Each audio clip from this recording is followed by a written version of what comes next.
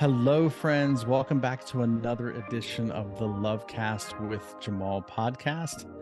I am honored to have a guest who was on the show about a year ago, Jodi Wellman, who runs an incredible enterprise called 4,000 Mondays. Jodi was on the show about a year ago. We just kind of talked about the concept of 4,000 Mondays and her work. She has a fantastic TED Talk that is out there. So I encourage everybody listening to this to check out Jodi's TED Talk. Just Google Jodi Wellman and TED Talk, and it'll come up, and you'll be able to watch her video there. It's fantastic. But Jodi, thank you for coming back on the podcast. Really glad you're here. Oh, I am so excited to be back chatting with you. It's a total pleasure. It's a great way of spending our limited amount of time.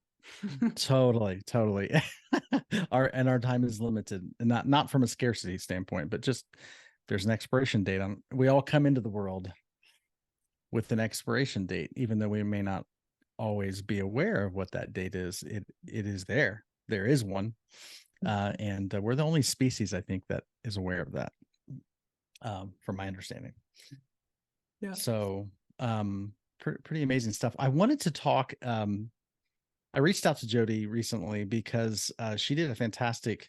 And also, we'll talk about this at the end, but she has a great Instagram page, and she puts out a lot of great material, and just really has messages that just cause you to think about your life in a way that not a lot of voices out there. My experience has been there's not a lot of voices out there that are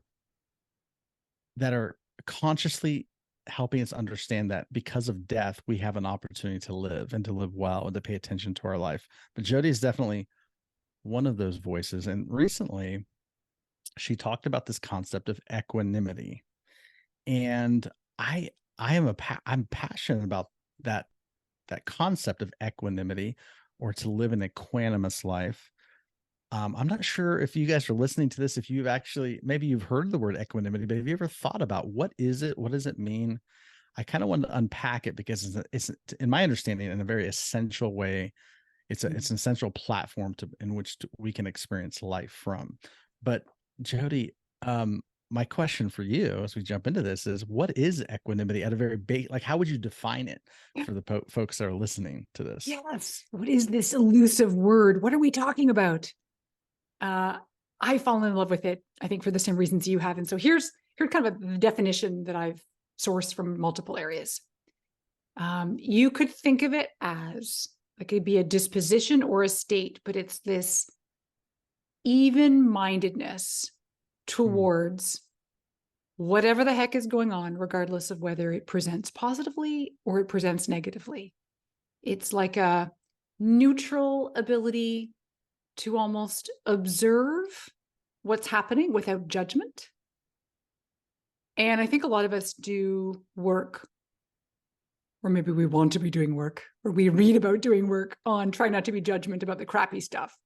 But we're all about like, oh, I'm going to really just absorb all the good. And I'm not here to say we shouldn't absorb the good, but we can talk more about it. Being equanimous, like with equanimity, would mean that we are just neutral observers along the ride and trying not to cling too fiercely even to the things that are good. So it actually applies to everything, whether it is on the end of the spectrum of the good to the bad. So think of it as kind of a level-headed even-mindedness is the definition. Interesting. Yeah. So what I'm hearing you say is that equanimity is it's observing a situation that's happening without judgment, without attaching to something that may be good or rejecting something that may be perceived as negative. Mm-hmm. Or Perfect. bad. Yeah. Okay, so it's a fascinating idea. That can we approach life from this place of, right? Because I don't think we're always conscious about how much judgment goes into everything, right? Oh. Like the weather. Yeah. It's good weather. It's bad weather. Yeah. Yeah. Right. Well, we're meaning-making creatures, right? So it's in our nature to try to sense make, then make meaning. So we want to make sense of whatever's going on. And then what does this mean for me in my life? How does this apply to me? Because we are just inherently self-centered. And I don't mean that in a snooty way about us. It's just, that's us. So you're right. We're judging left, right, and center. And sometimes that can, well, most of us know that can cause us a bit of strife along the way, right? Mm-hmm. Totally can. It absolutely can. Well, it's well, if this was your, I always tell people, like, if this was your last day on earth, which I know that's a big part of your message, how much energy would you put into slapping judgments on things, right? It's a good day, it's a bad day. It's like, well, it's a day. Yeah. Right. Yeah. My question would be, how did you come across this concept of equanimity? Yeah. Where did it come into view for you? In the world of death studies, it does pop up from time to time because there's this whole idea about acceptance, the idea that we want to have a neutral acceptance towards death, just sort of yeah, we know it. It's unfortunate, but it's true. And in the world of trying to remedy death anxiety, part of that is having a neutral acceptance and just being, you know what, do you have a warm embrace of it? Probably not, but you want to be ideally just kind of cool with it. And so in the world about if you're okay enough with it, you're not fearful of it, you're not denying it, you're not changing the subject every time, you're not skipping this podcast in your list because you don't want to talk about the idea of death. If you can actually just accept it, that does lead to a greater state of peace, calm, and greater life satisfaction, which is always subjective. Then if we do try and deny and push away or whatnot. So the word equanimity, when it first came up, I'm going to be honest, I stumbled on it. I'm a word nerd, so I completely look it up, and I always knew that I wanted to talk more about it and write more and think more about it, because then you go down the freaking rabbit hole, right? I mean, there's just fabulous research out there around it. So it really popped up around this notion of general death acceptance. So if we have more of an equanimous point of view of, yep, I know it's coming. I'm not going to be super obsessed and bummed about it. And I'm also probably not going to relish it. That would make you normal. Then that is going to set you up for a greater journey along the way until the crematorium, ideally. Totally. No, I love that. And so really for you, acceptance of death was the first stage in an equanimous life, right? So just recognizing nobody's excited about, like, oh, I'm so excited about death. But if you can at least get to this place of acceptance, right? Unless you're miserable, I guess miserable people are excited about death in that sense, right? But right. And I think that there's a small camp of people near the end who maybe they're so ill that they are actively positively looking forward to it. But I think that that's the exception. Yeah, I think you nailed it. It's just a neutral acceptance that isn't something to feel fearful of. It's just to, again, I just think of it as like, be cool with it. Totally. Well, it's interesting even thinking about death. Like, death would not even be a possibility if it wasn't for life, right? Because if you're not born, then the day you were born is the day death became real and inevitable. So what if, I think sometimes we look at death as and the antithesis of life, but what if it's an expression of life? What if it's simply a transition of sorts? And I know, everybody has their background and religious beliefs and spiritual backgrounds, but we do know at some level it is like birth, an ending and the beginning of something. No, we don't know. We may not, That's be fascinating. aware. Yeah. You're making me think back then to that study of acceptance and what death means to people. So researchers try to categorize how people classify death and what the meaning is. And to your notion about it being a beginning of something, you are tapping into something that I've found so fascinating. And it's an idea that it's called symbolic immortality, that because we don't love the idea that we are going to die. I mean, as humans, we're generally wired to want continual existence. And then we also want to, and ideally, have enduring value. And the issue is that we're not always going to endure, like our bodies won't endure, but that's where we want to try and do things in this lifetime that will allow us to feel like whatever we have done is going to endure beyond our years. So sometimes we could take up projects that called the immortality projects, where maybe it is writing a book that will live beyond my body, or maybe it is donating money so that the new wing in the library is going to have my name on it, and I'll know that children will read books for years to come, et cetera, et cetera. But that's a bit tangential. The real point I wanted to touch on that you led me to was that most people believe in an afterlife. I think that 60% of people believe that their death means that, oh, honey, no, I'm just going on to something bigger and better. I mean, unless it's the, eternal fires of hell. But other than that, for most of us, it's, I get to go somewhere that's going to be Right. my version of an afterlife, which, depending which philosopher you choose to read, that is another form of death denial.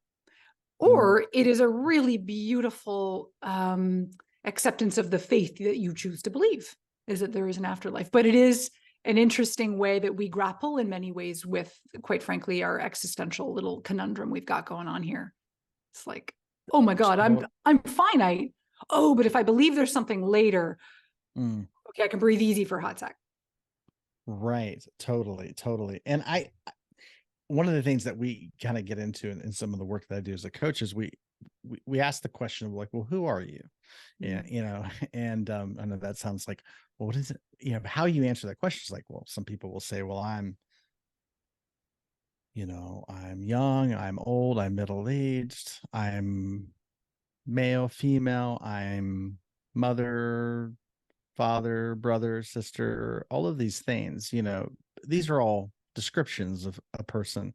But ultimately, I love to ask this question because it ultimately has some form of body identification, right? Because it's when I say me, who am I? I'm like referring to this body at some level, right? And so with that body comes, all these different, I'm an American, I'm this, I'm that, it's like all these descriptions of identifications of some level. But what I find fascinating and have found fascinating, this might be a little bit of a tangent, but it helps for going back to equanimity. Like this is a key component here. What I've experienced is when you get people to question their body a little bit, to say, okay, well, what is the body? So you have about 37 trillion, I don't know, I've read some studies where 37 trillion or so cells that make up the human body. And these cells are like constantly in flux, right? They're dying constantly. So death is a part of the daily experience. Your cells are literally dying all the time. And they are also being reborn, recreated all the time. Now it's happening at such a rate you don't see it, but it's happening. But every 7 years or so, they actually have said, some people argue 7 to 10 years, you have a complete turnover in your body, meaning body's completely different in 7 to 10 years. That means not one cell in your body today is present with your body that was there at birth. So look at that and I go, wow. So if you look at a picture of yourself at like 5 years old and you look at that picture and you go, well, where is that body? It's dead. It died a long time ago. They can't even find it. Like if you went to the police and took this picture of yourself at 5 and said, missing person, please find this person, they would never find that person because that body is gone a long time ago. But by the time you're 50, some estimates are that you might have over 7 bodies. So I always say, if we're our body, then who are we? Like which body are we? Which one? Because we've had many over the years. So it's a way to kind of say, well, what makes us us? But I've been here the whole time. My body has not. My body has been in transition, dying and rebirth and dying and rebirth the whole time. So it for me is what it just kind of helps to say who you are, the essence of who you are is really complex. It goes beyond the physical structure a little bit. Some people may call that a spiritual, but I don't, that word has a lot of baggage. I just look and say, well, there's just more to you than this physical structure, because this is dying and it has been dying. And you actually experienced death at the physical level your whole life. Yeah. Yeah.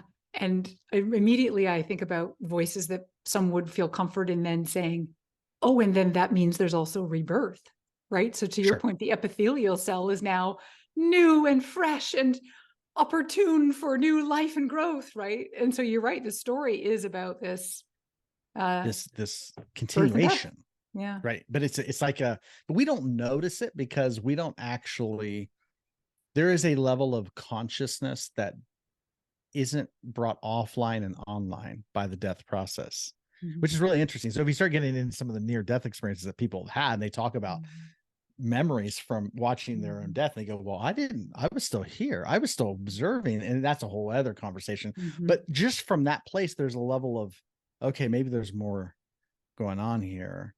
Maybe it's not because I think when we see it as a cessation of existence, then what can happen is that the sympathetic nervous system gets triggered, which is oh my gosh, lizard brain, I gotta fight or flight kind of thing, which then is the opposite of equanimity, right? When you're in survival mode, which Great is point. fight or flight. Yeah, that's a good illustration. Yeah, whereas to have equanimity in that moment is to do the proverbial sit back and observe and say, you can be conscious of your feelings and notice them, and then hopefully do something that feels kind of tapping into Buddhism, like let it flow with the stream in front of you, or whatever metaphor works for you, like let that thought go. And what's next? And yeah. Totally. So that's kind of a big picture of equanimity, right? From a survival kind of death life standpoint. But what have you found as far as like daily living? What are some things that get in the way of an equanimous state that you've discovered just from, and maybe we touched on this a little bit, but what are some things that come up that break our sense of equanimity? You know, I think comparison is a big one that, a lot of roads lead back there. So judgment is often rooted in a fear of being inadequate, but it's usually vis-a-vis someone else or something else. Okay. So if you lived alone in the woods, I was going to say life would be easy. It'd actually be horrible, but you get my point. Like you wouldn't know how you were comparing to the Joneses to know whether or not to judge this as good or bad. I suppose you could still judge whether or not the weather was good or bad for you that day, etc. But usually, because we're social creatures, we experience our lives through the lenses of how am I sizing up to someone else. So we just need to, be conscious, of course, of the impact that has. And for many of us, that might mean limiting some social media time if we notice that it flares us up. And an easy litmus test, of course, is after expending your 10 minutes scrolling and commenting and liking and noticing, do you feel energized? Or do you feel de-energized? Or do you feel neutral? And I don't know about you, but I don't even have time for neutral anymore. Like my days are freaking numbered. Like I want only things that are going to be plus and energizing. So if it's negative, like I often, I go down rabbit holes on the internet, and oftentimes they are joyful because it's like, get me on Google Scholar and we're off to the races.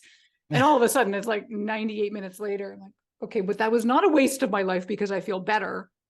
But there are times on if I'm scrolling through my Apple News feed, Apple News for me has been custom designed to suck the life out of me. It's almost fascinating how that algorithm has been designed to make me feel empty. And it's not because I'm comparing. It's a weird addiction that we fall into to keep scrolling. So that's one way, is just noticing the things that are going to be alivenating and deadening. And that's one way though. And that's where, comparison can loop back into this idea. So the perception of judgment, I think there's also, you mentioned the words earlier, scarcity. And I'm sensitive to scarcity because the world I play in, funnily enough, I use scarcity to our advantage, I think. And so I like to say that I wield the sword kind of carefully, like with, I don't know, oven mitts, and I'm just really careful, but it's that scarcity of time, temporal scarcity, that we know we've got 4,000 Mondays. So I am appreciative of it in some ways, but then I also know that it is life zapping day to day to think about scarcity of happiness, of resources, etc. So for example, you remember earlier when we were talking about defining equanimity, it's, of course, we can try to work on not judging the crap, but what do we mean about being also even-minded about the good stuff, tempering it? I live in a world where I'm like, oh no, bring on the more. Like I love the idea of more, better all the time. Like, let's do this, except, and this is the part, I promise it's answering your question somewhere in there, is that when we are clinging to the very thing that's good, that all of a sudden it takes on a different flavor. So let's say it's a new relationship, or it is, yeah, let's go with that. I was going to say food. That one's too easy, but it's good. And and then we find ourselves like almost like digging our claws into it. Like, I want more of it. I don't want to let it go. You're literally clinging on to something that you are, because of scarcity, afraid to lose, that surely this won't last, or there won't be enough to go around. And I need to hold on to this and savor it to the point where you're wringing the life out of it, honey. That then many researchers, and a lot of this thought is based in Buddhism, is that it creates this notion of craving. And craving is typically not good for us. Like, so then there's a back in like, what's the right dose of everything? So you have a good thing going, you've got a new good relationship. And it's that, how do you be cool with it and let it breathe for a minute and notice if you start to becoming a little more fixated and obsessed and wanting it so badly that you don't want to lose it, and you're gritting your teeth and just, versus letting it be a little bit.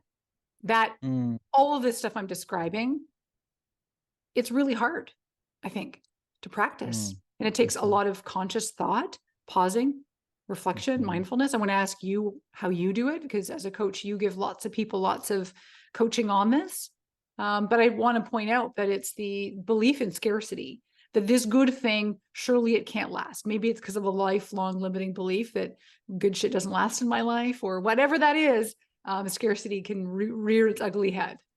So yeah, that to me is like that's the bummer side of equanimity, is, but I want to hold on to all the good stuff and fiercely. Okay, but maybe not so fiercely that you leave bite marks. Right. Totally. I love what you're saying there. It's interesting. I go back to, scarcity. It's I love how you put it. It's like a tightrope. You have to walk it. You deal with scarcity with like oven mitts. It's like, because it can be a double-edged sword, right? Because scarcity is the reason for clinging, which is the opposite of equanimity, right? When we cling to something. But scarcity also helps you show up and be present, which is like 4,000 Mondays, right? We have 4,000 Mondays. Like, do you want to just throw this Monday away? Like, you only have 4,000 of them. That's if you're, if you follow the life expectancy trends or whatever, which is not a given. So it's one of those things. I like what I try to do, especially in the coaching work, is we try to introduce these paradigms that say, okay, how do we view death or loss in that sense? Or how do we view, if we view death as loss, then we're going to resist it, which will lead to clinging, right? Because it's a scarcity. But if we understand that life is actually impermanent in the sense that life is all about change. Yeah. Change doesn't have to equal loss. It just means change. Yeah. So for example, if you're a parent, you have a child, that child is not going to stay in diapers forever. If we think when you're a young parent, you think, it's like, this is like, it's never going to end, and this is the way it is. But this is a brief season. And how many times do you hear people talk about like, I wish I could go back when they were young and this. So it's like, if we recognize like it's changing, the whole thing is changing. Yeah. It's never going to stay the same. If you can be okay with that, because that's just the way it is, right? So if you can just say, hey, can you change that? No. So let's accept the fact that life is constantly changing. Now we're not into change. Doesn't mean loss. It's only loss if I try to prevent it from changing, because the moment you try to prevent it from changing, you recognize that you cannot. Yeah. And now I've lost. Yeah. And I'm triggered. Yeah. Now it's scarcity. It's like, oh my gosh, this is running out. But what if it's just changing? I like what you're saying. And you're also making me think about something that I stumble across a lot. So your reframing, I think, is brilliant, especially if we know that maybe for some people loss is like, that's a biggie, right? It's going to create feelings that we don't want. And part of me, I'd kind of be remiss if I didn't then mention, if we were masters at equanimity, we would actually learn to have cool feelings about even the word and concept of loss. So part of me then, like, I want to make life easy. Okay. So do I want to do all the hard work of reframing in my mind and being very okay with, wait a minute, we are losing all the time. Life is winning and losing. Look, that's part of it. Like, that's the highest award-winning podium stepping up way of being equanimous. And I go, well, that might be actually like a little too intense. What if it was then to your version? Okay, fine. Let's do a little mind trick. Reframe it as change or transition or whatever the thing is that helps us still feel like we still have the semblance of control, or it's not the dreaded L word. So it's funny because I think a little bit about that. Like, I don't want to lose sight of the ultimate goal, which is to be like, loss. That's fine. Bring it on. I know it's part of it. That just feels maybe like that's the advanced class, though. Totally. I think a lot of the suffering that people experience is not the thing; it's the resistance to the thing, right? Right.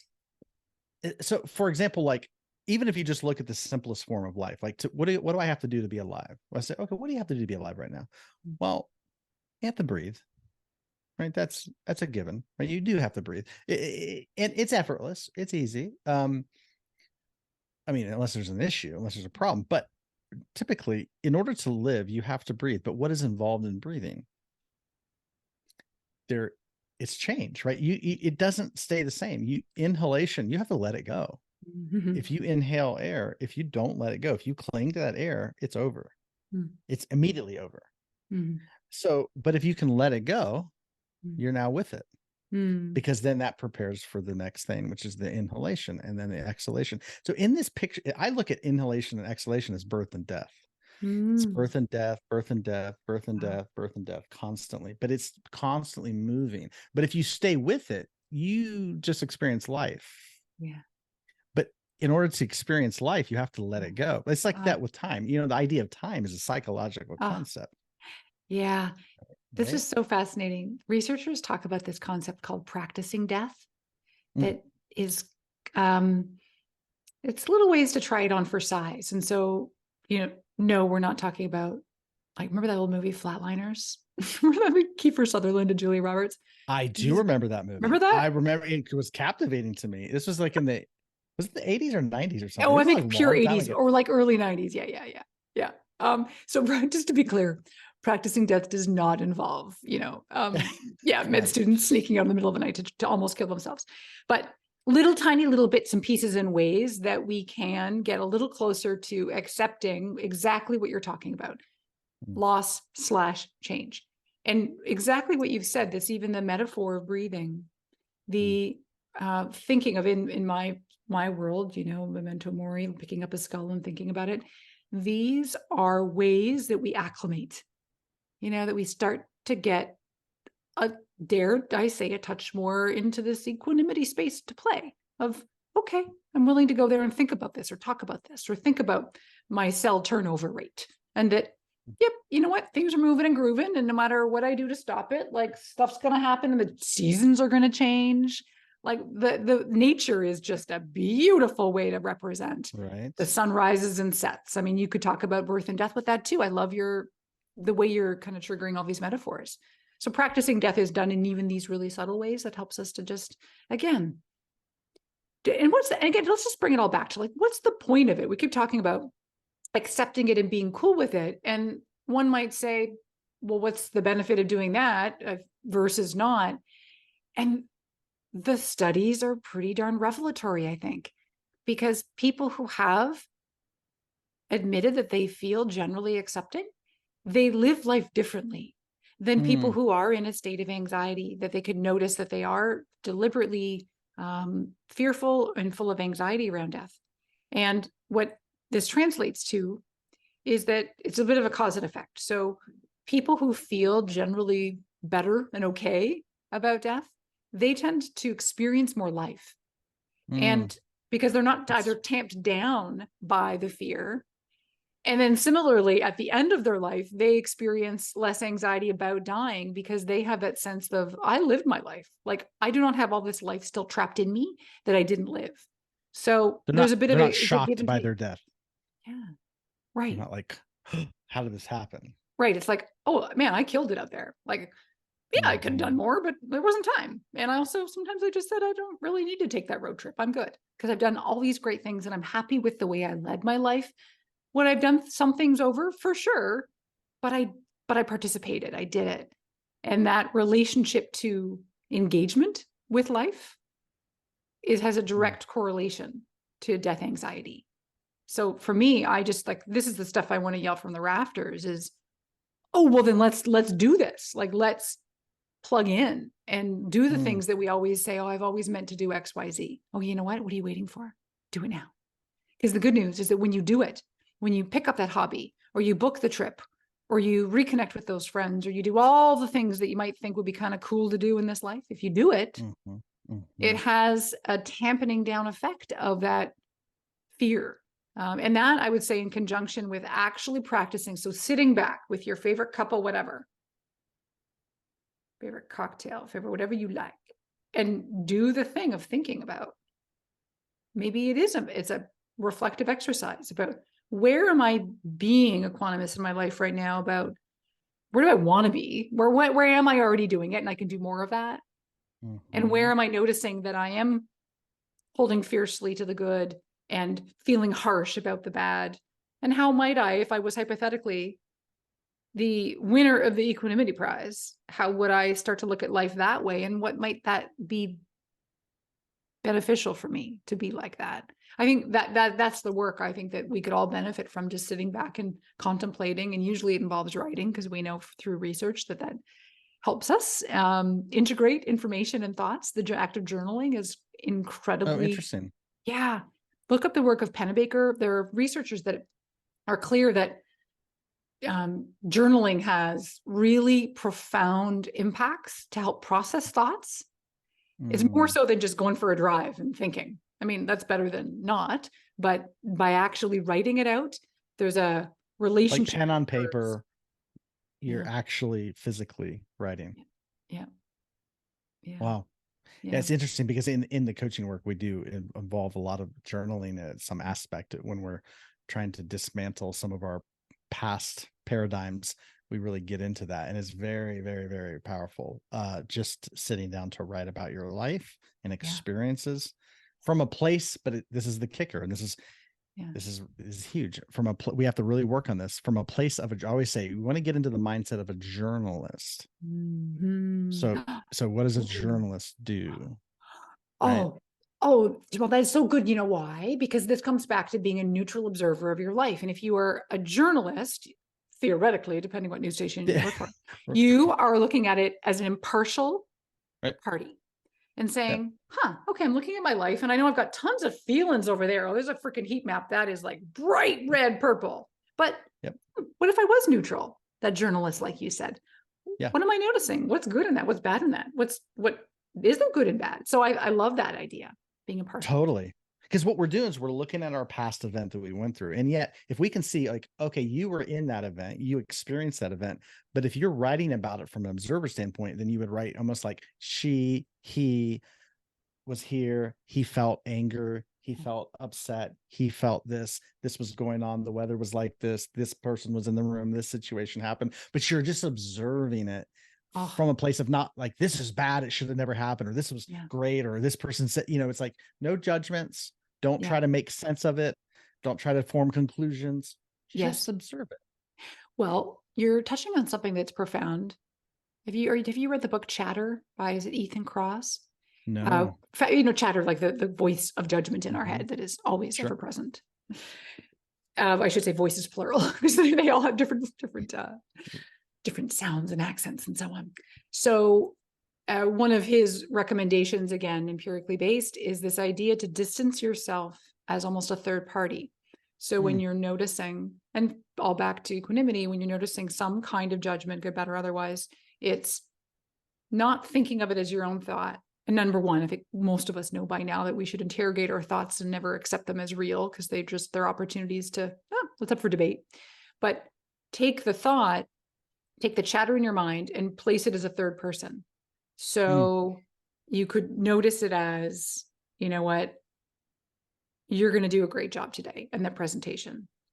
You got this. So you're speaking almost to yourself separately, like looking in the mirror as a different person. or a third person, it sounds like you are concerned about this really good thing going away. What's that about? So doing the distancing is something that can be really helpful to eliminate some of that judgmental chatter. So good. Yeah, really good. And I love what you were saying earlier. You talked about this because your life is quote unquote limited in the sense of, yeah, there's an expiration date coming. You have 4,000 Mondays. You use the word alivening, right? Or something like alivenating, I say. Alivenating, right? So when you do, like, if you're going to scroll Yeah. or get sucked down a rabbit hole of anything, check in with yourself and say, how does that, right? Can you say more about that? What is the energy, right? Because the energy in and of itself will tell you what's happening, right? Oh, so good.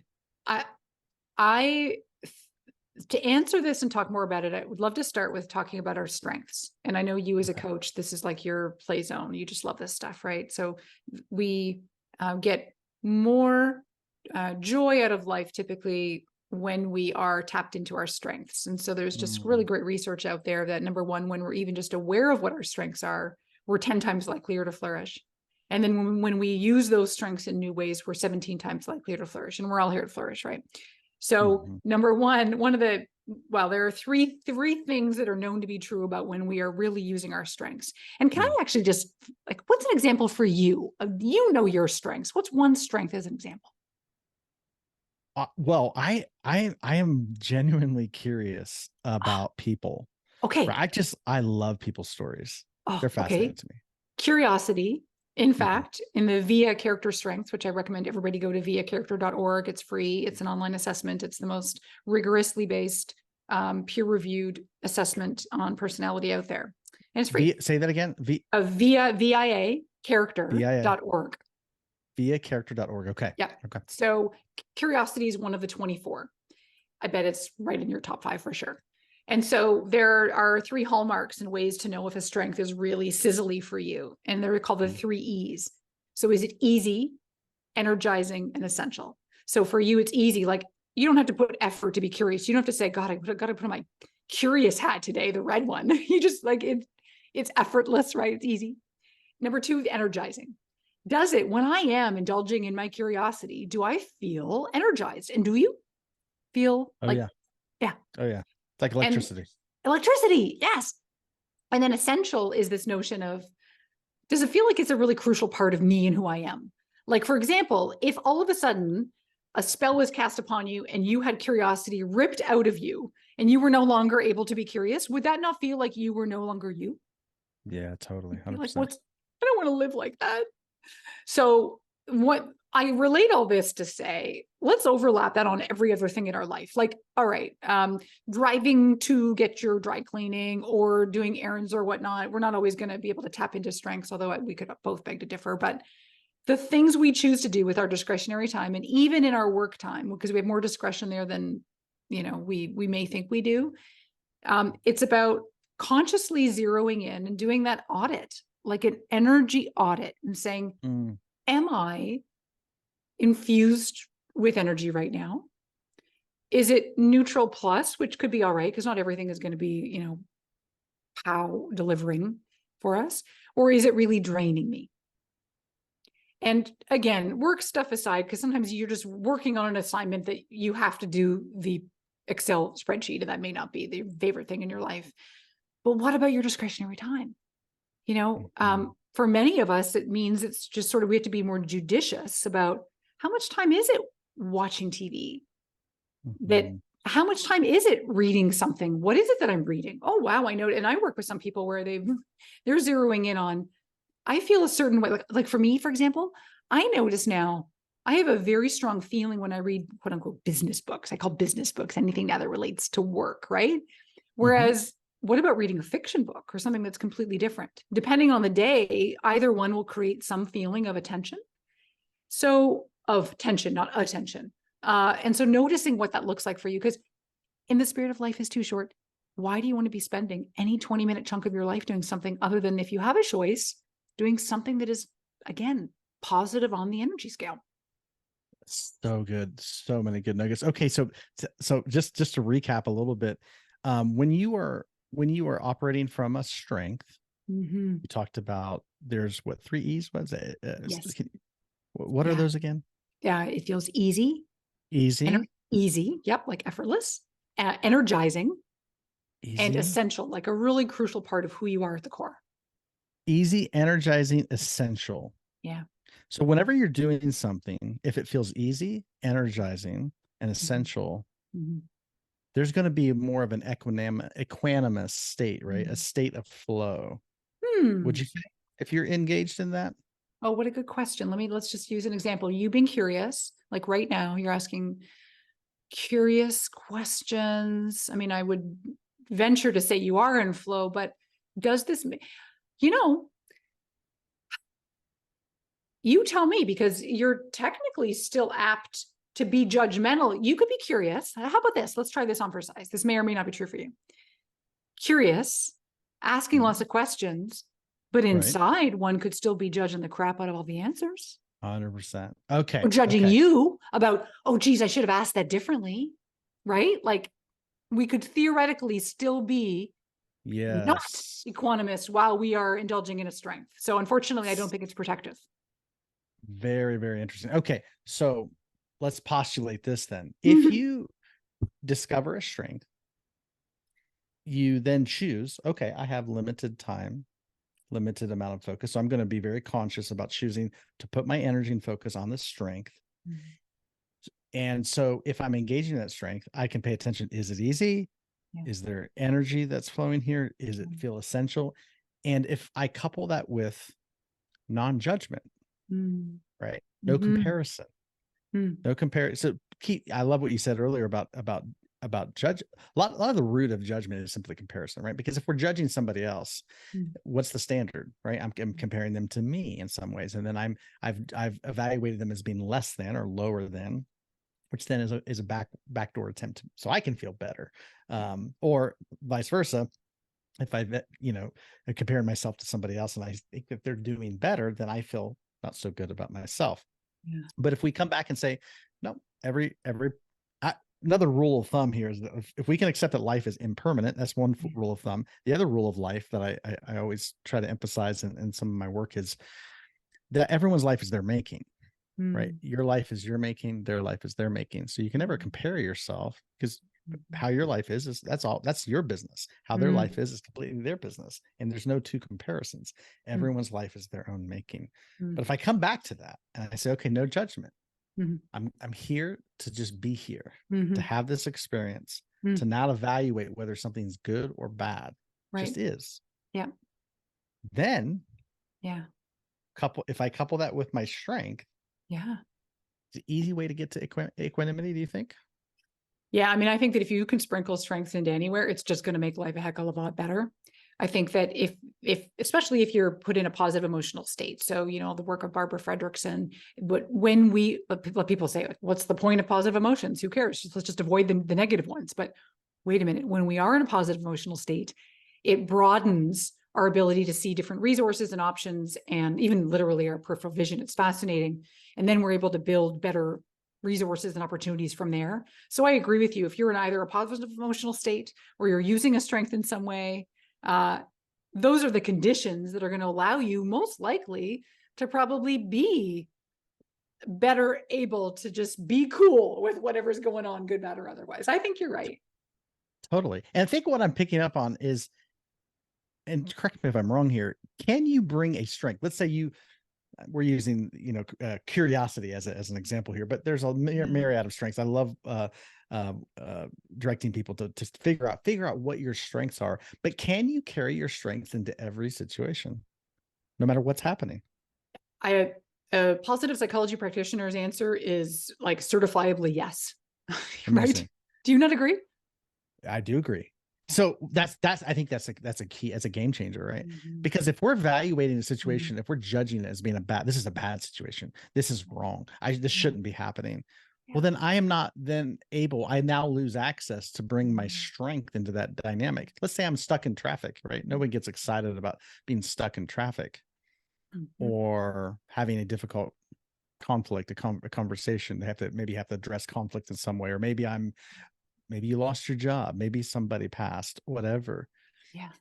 These are things that it would be very easy for the mind to say this is wrong or bad, this shouldn't be happening, which then creates resistance, which is not equanimous, right? Yeah. It's but if I can understand that no situation is good or bad, some are unpleasant and some are pleasant, but none is good or bad, that allows me then to be with this moment. Yeah. Then I can take my strength, right? Whatever my strength is, and say, okay, where is my strength in this moment? How can I utilize my strength in this moment? And obviously that's when the moment then becomes easy, right? Yeah. It becomes, there's a sense of energy in that moment, and it becomes essential. I'm essentially me in this moment. If Yeah. I'm not judging the moment though, Yeah. right?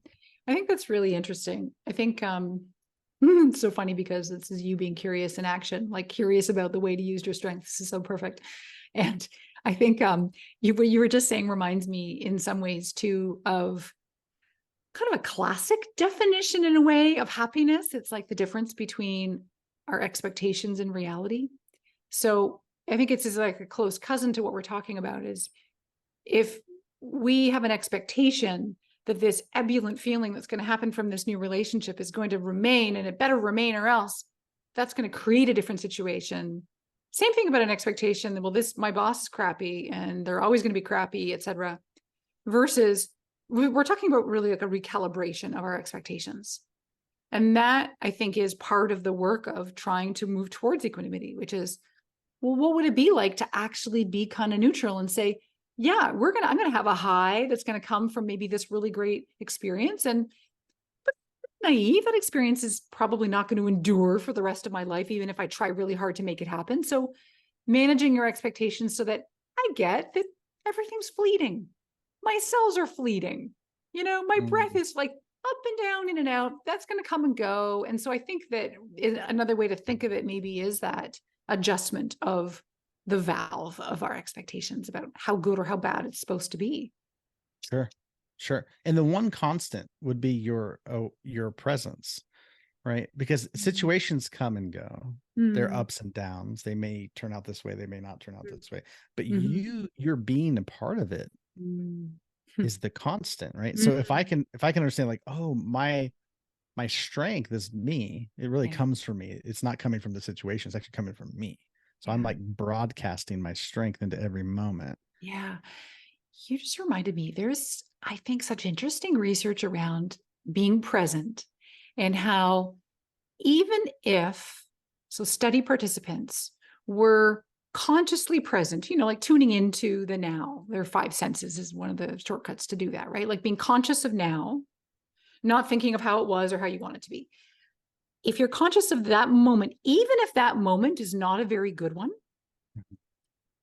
research shows that those people still gave a greater score to their experience and to their satisfaction than people who were in ostensibly better situations, like on their way to the carnival and like the best cupcake ever. And I don't know, whatever makes a good situation. But that they were not being fully present, that they were projecting into the future or relaying the past. If they weren't fully immersed, they judged their experience as less positive than those that were just immersed in the now. Again, like being willing to weather whatever the weather is. It a storm? Is it sunny? Is it muggy? Like, but I'm here. I'm planted. I'm ready for it. I'm here for it. I'm showing up for it, whatever it's going to be, and I can take it. And it's going to be interesting. That is a recipe for a life well lived, more than even being in a better situation and not living in the moment. Amazing. And would you say that is the state of equanimity? I think it is. Yeah, beautiful. I can literally talk to you all day about this. This is a fantastic, so good. And just to wrap up with this, where would someone's listening to this and they've heard a lot of potential pathways towards equanimity. Where was the starting place? Where would you say this is? If you can hear one thing, what would be the starting place for a person to begin to tap into equanimity? You mentioned something earlier about maybe around sort of awareness. I think awareness being the precursor to change. I would go off on a walk or stop and sit somewhere and just stop and think, where am I noticing that I do tend to want to judge things that are really, really good or really, really. So just noticing first, yeah, you know what? It may be for me, it's more that I try to hold on to the good, or maybe for me, it's that I am just really avoiding the negative stuff. I don't want to go there. Because again, we talk about judgment usually as like an act of disdain, where sometimes judgment is just, no thanks, I'm going to plug my nose, cover my eyes, cover my ears. I'm just going to avoid it. So notice, where are you finding yourself in a state of anti-equanimity, and just question yourself as to why, because that usually then starts to lead to, like, we're smarter than we know, right? We usually need coaches to help crack this code for us, like open it up. But yeah, you know what? Start to do some noticing. And then I think that, they say that meditation is one good step towards being equanimous. And that speaks back to your point about being present. So, stopping and noticing in the moment, here's how I'm feeling. Interesting. And what if I had no care? What if I had no care in the world? What if I was like what you said, an impartial journalist, and I just was taking notes on my feelings and thoughts? And again, none of this is true. I'm just noticing it, and it's going to pass. And what's next? I think reflecting and noticing is probably the biggest first thing we can do. That's so good. Totally. Just recognizing where do you have a tendency to cling? Where do you have a tendency to resist or to avoid? And just being this impartial observer of that. Yeah. Love that. Absolutely love that. Equanimity is such a powerful state of being, because it does give you access to the moment without resistance. Oh, love that. So good. Thank you, Jodi. Thank you for being back on the show. This is such a good conversation, and I hope to have it again. So thank you for having me here. I feel a state of equanimity with you. Fantastic. Awesome.